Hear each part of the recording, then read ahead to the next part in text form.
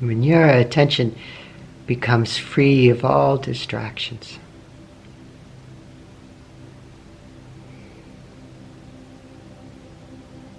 when your attention becomes free of understanding, becomes free of all concepts, and when your attention becomes so one-pointed that it is free from being pulled here and there,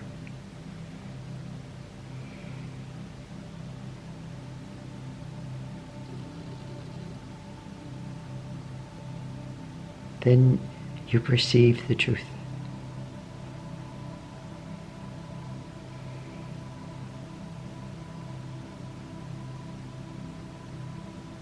And then you feel the joy and the bliss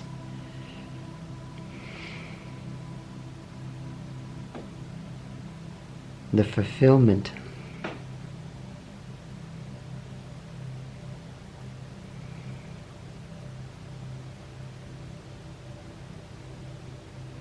that is the essence of all life.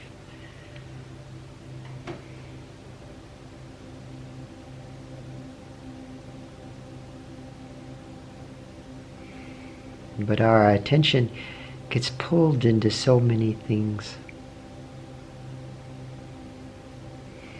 It's pulled here and there into so many different concepts and ideas. The latest New Age fad, and latest conspiracy theories, and political opinions. We end up wasting all our energy by giving our attention to all these different things. And then when it comes to meditating, we can't. There's no attention left. There's no energy behind the attention.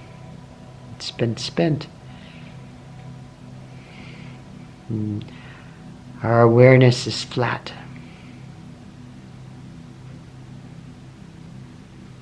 Scattered.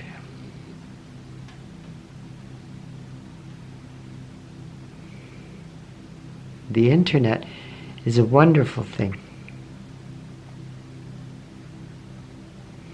If you look hard enough, you will find great wisdom. But to find that great wisdom, you have to sift through an infinite amount of nonsense. So many different ideas, concepts, imaginative promises, fantasies that pull you away from the truth. And a lot of them are very low energy. They hold your energy down. They keep you in a very dense perception of conflict, of duality, of unhappiness.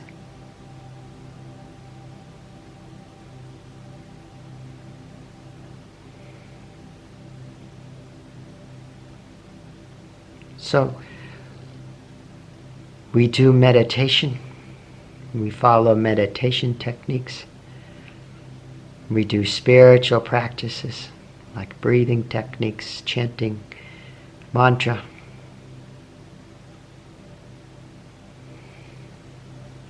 To direct our attention one-pointedly into truth.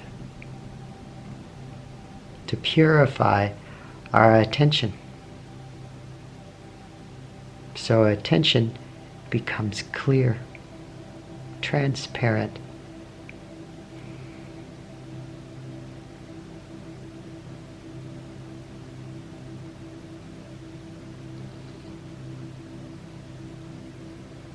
And our attention naturally begins to abide. In peace and bliss and awareness and devotion. It doesn't get bogged down by so many ideas and desires and worries and crazy stories on the internet.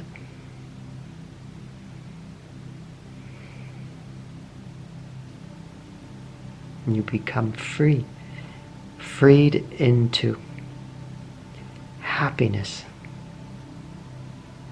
into pure bliss, pure goodness.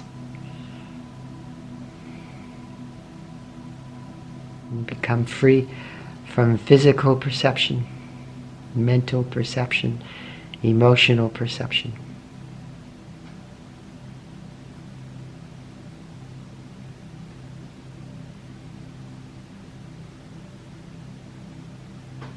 Where this very moment is infinite joy.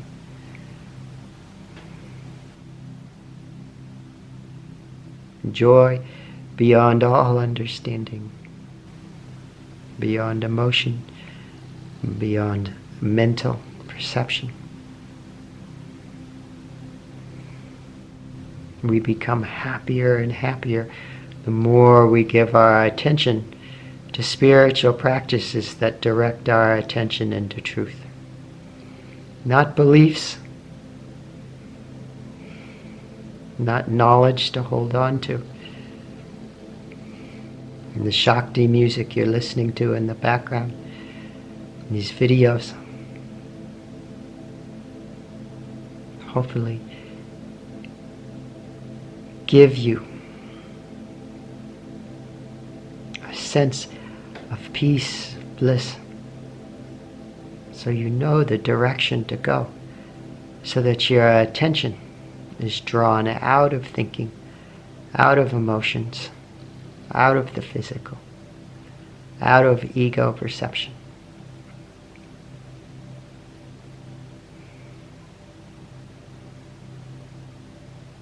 There was once a very beautiful princess.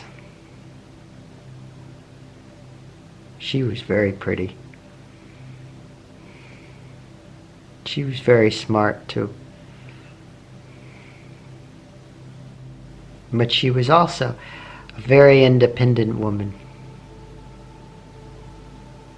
She didn't want to get married. She wanted to remain free. But her father insisted, you must get married so he can become king and I can retire to a beach in the Bahamas and drink coconut juice.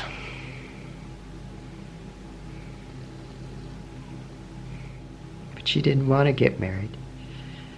So she came up with a proposition. She said, let's have a race. Let's have a running race.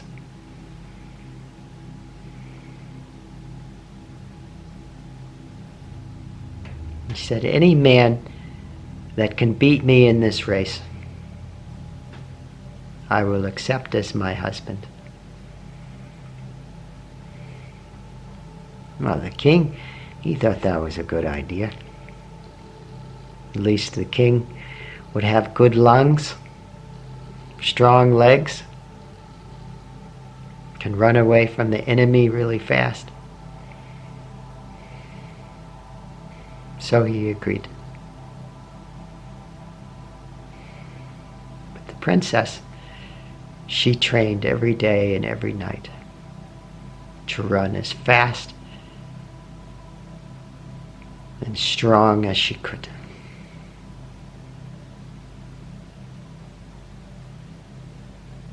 But she knew that there was a possibility that other men might catch up to her, that there might be a few men that could outrun her.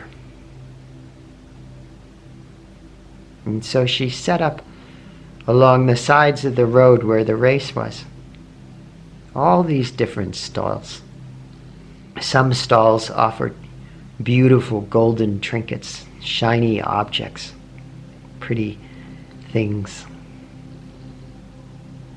Some stalls shouted end of the world conspiracy theories.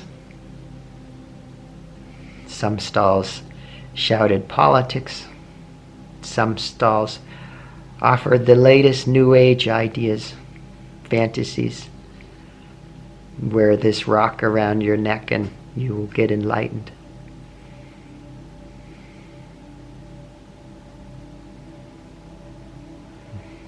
And she paid a beautiful woman to stand on the side of the road and bat their eyelashes at the runners running by. Whisper sweet nothingness, nothings in their ear. Not nothingness, nothings. Sweet nothings in their ear. She had everything, every distraction that could pull a runner away from the race. And so she ran. She ran hard in the race against hundreds of men, all eager to marry her and become king. But there were only a few that could keep up with her. But as the race progressed, one by one, they got caught up in something on the side of the road. They saw something or heard something on the side of the road and forgot all about the princess, forgot all about becoming king. She only had one thing in her mind, and that was to be free. And so she won the race. We have all these things that draw our attention here and there. But you have to be one-pointed. You can't get caught up in the latest fads, the latest opinions, the latest get enlightened quick schemes. And be one-pointed in your practice. One-pointed in your work.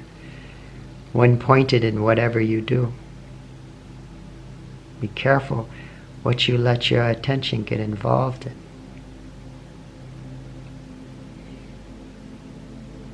And then the power of awareness builds. And you become free from all these things on the side of the road that catch your attention. They no longer affect you because your attention is in truth. Your attention is in consciousness, is in bliss, is in peace, is in devotion. To the point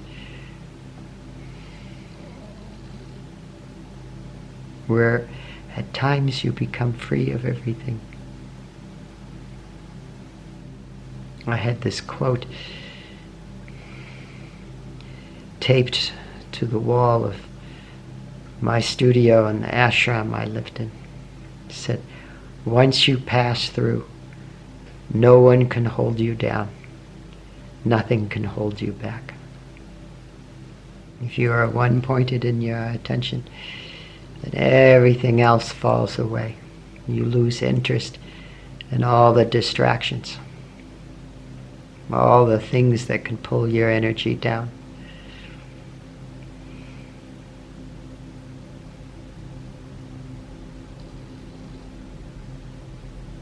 And your very attention becomes bliss.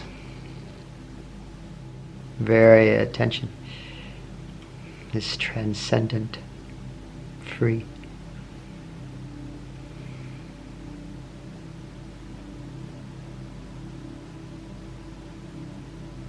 So, if you got something good out of the video, please feel free to leave a comment.